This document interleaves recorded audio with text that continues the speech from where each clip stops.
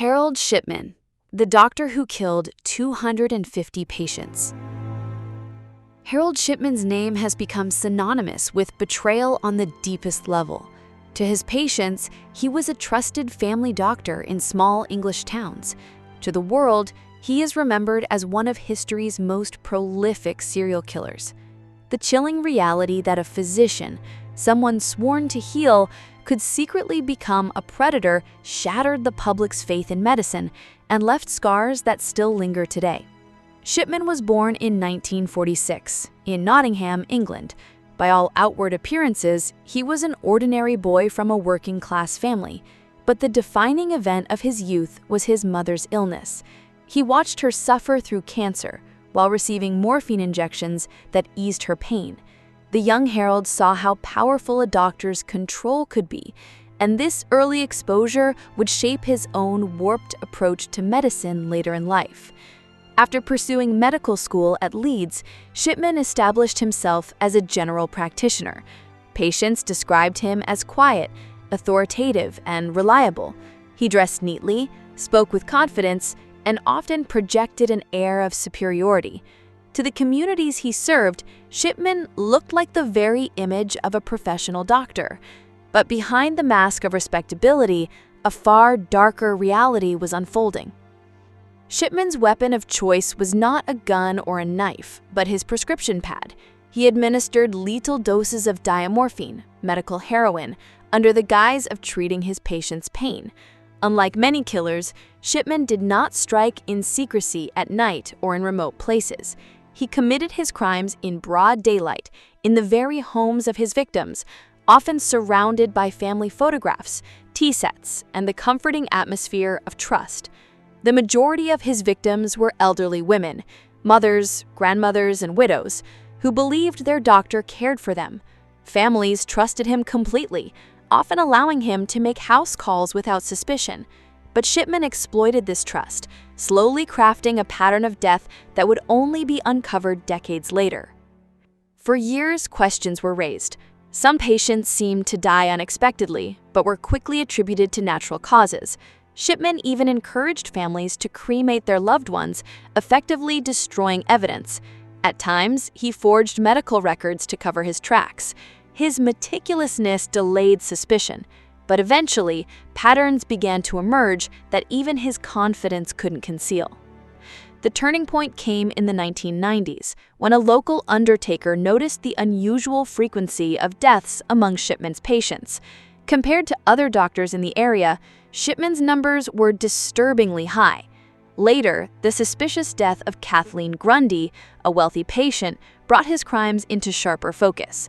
Grundy's forged will, naming Shipman as the sole beneficiary, finally cracked open the case. When police investigated, they uncovered an appalling truth. Shipman had likely killed hundreds of patients over the course of decades. The final toll would be estimated at over 250 lives, making him not just a criminal, but one of the most prolific serial killers in modern history. The world was horrified not just by the number, but by the sheer betrayal of trust. His arrest in 1998 and trial in 1999 shocked Britain. Families who once trusted Shipman were forced to grapple with the reality that their loved ones' deaths were not peaceful or natural, but the result of deliberate murder by a man they had welcomed into their homes. Shipman never showed remorse, never explained his motives, and went to prison maintaining an air of cold detachment. The fallout from Shipman's crimes was immense. The British medical system was forced to undergo sweeping reforms to prevent such abuses of power from ever happening again. The Shipman inquiry, which followed his conviction, investigated not only his crimes, but also the failures in oversight that allowed him to kill undetected for so long. The case forever changed the way the public viewed the role of doctors, reminding the world that even those in positions of ultimate trust could abuse their power. Shipman's downfall began with the death of Kathleen Grundy in 1998. She was a wealthy 81-year-old widow, vibrant and in good health. When she died suddenly under Shipman's care, her daughter, who happened to be a solicitor, was shocked to discover a suspicious will. This forged document left Grundy's estate entirely to Harold Shipman, cutting her family out completely. The blatant greed and arrogance behind the forgery gave investigators the break they needed. The police exhumed Grundy's body, and tests revealed high levels of morphine in her system. This discovery was chilling confirmation of what many had long suspected. Shipman was no ordinary doctor. He was a predator hiding behind his medical license. What followed was a painstaking investigation that began uncovering a horrifying pattern stretching back years.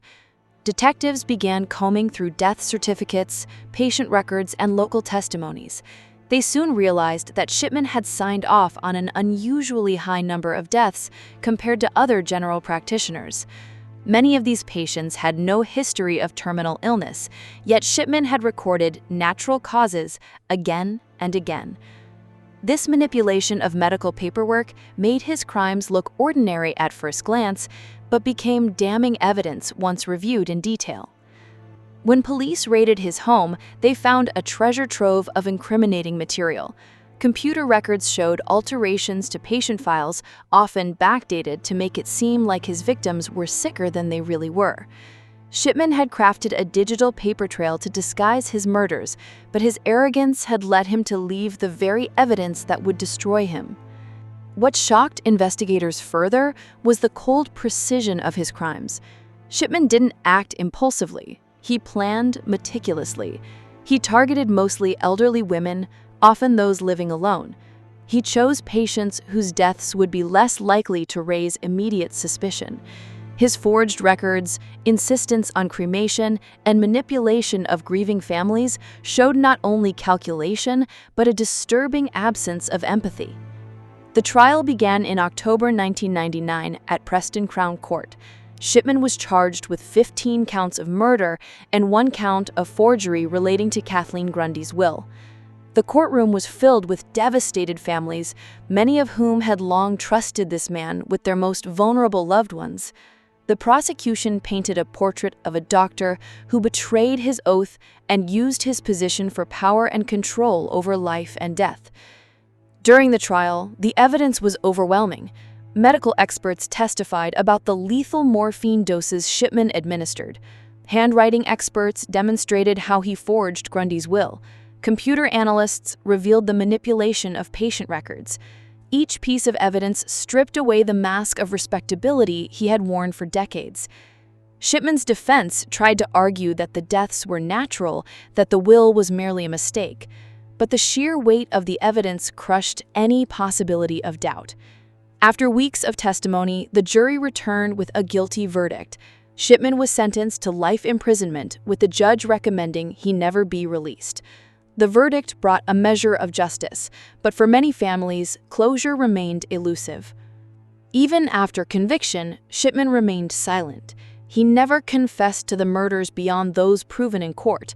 He never revealed his motives, never offered remorse, and never acknowledged the pain he caused. This silence added another layer of cruelty, leaving families to wonder endlessly why their loved ones were taken. For Britain, the Shipman case was more than a criminal trial. It was a national reckoning. If a trusted doctor could kill hundreds undetected, what did that say about the safeguards within the healthcare system? The government launched the Shipman Inquiry, a massive investigation that sought not just to uncover how he committed his crimes, but why the system allowed him to escape scrutiny for so long.